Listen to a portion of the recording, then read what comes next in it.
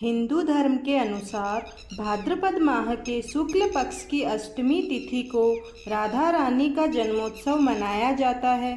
भगवान श्री कृष्ण के जन्म के 15 दिन बाद देवी राधा का भी जन्मदिन मनाया जाता है, जिसे राधा अष्टमी के नाम से जाना जाता है।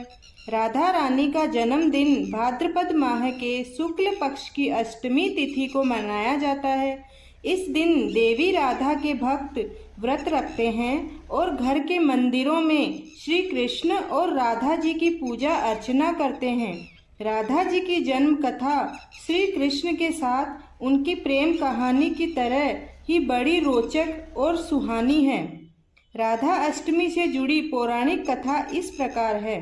हिंदू पुराणों में वर्णित कथा के अनुसार एक दिन देवी राधा गोलोक से कहीं बाहर चली गई। यह जानकर भगवान श्री कृष्ण विरजा नाम की सखी के साथ उद्यान में घूमने लगे। कुछ देर बाद जब देवी राधा गोलोक वापस आई तो वह श्री कृष्ण को विरजा के साथ देखकर क्रोधित हो उठी और क्रोध में ही उन्होंने विरजा को अपमानित कर दिया, जिसके बाद विरजा वहीं से नदी के रूप में बहने लगी। देवी राधा का यह व्यवहार श्री कृष्ण के भक्त श्री दामा को अनुचित लगा और वह देवी राधा को भला बुरा कहने लगे और श्री कृष्ण के सभी भक्तों से कहने लगे कि कोई भी राधा की पूजा ना करें, क्योंकि राधा में वह गुण ही नहीं है कि वह श्री कृष्ण की सखी के रूप में पूजी जाए। और श्री दामा भगवान श्री कृष्ण के कक्ष के बाहर द्वारपाल के रूप में खड़े हो गए और राधा को श्री कृष्ण से मिलने के लिए मना कर दिया। जब राधा श्री कृष्ण से मिलने जाने लगी तो श्री दामा ने राधा को चुनौती दी कि अगर वह मेरी अनुमति के बिना श्री कृष्ण से मिलेगी तो मैं उसे श्राप दे दूंगा। श्री दामा की बातें सुनकर राधा को गुस्सा आ गया और उन्होंने श्री दामा को दानव योनि में जन्म लेने का शाप दे दिया। उसके बाद श्री दामा ने भी देवी राधा को मनुष्य योनि में जन्म लेने का शाप दे दिया और कहा कि वह 100 वर्षों तक श्री कृष्ण को भूली रहेंगी।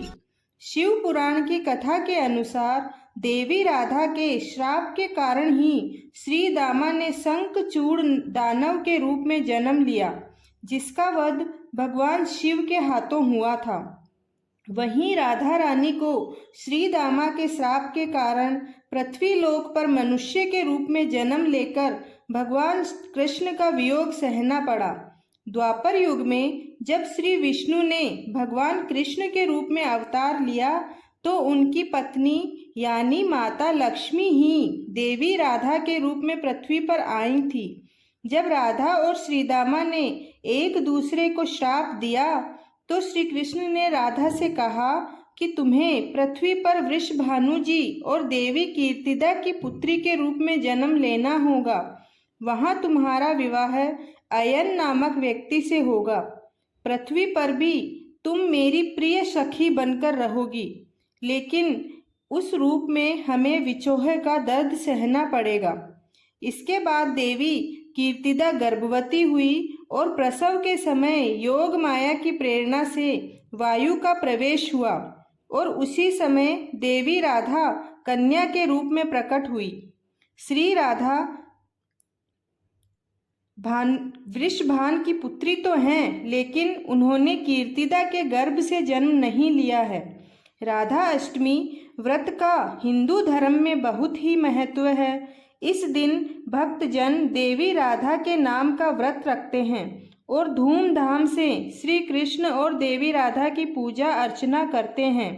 शास्त्रों की माने तो जो भी भक्त सच्ची श्रद्धा से इस दिन देवी राधा के लिए व्रत रखते हैं, उनके जीवन में आर्थिक समस्याएं कभी भी नहीं आती हैं।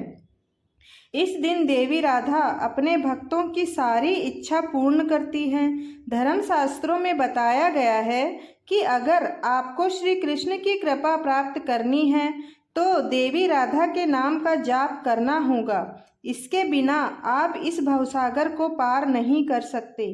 तो प्रेम से सभी बोलें राधे राधे। अगर आपको कहानी पसंद आई हो तो कमेंट में राधे राधे लिखना ना भूलें।